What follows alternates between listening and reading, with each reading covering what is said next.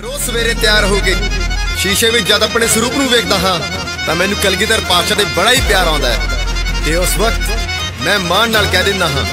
I am proud to be a Sikh.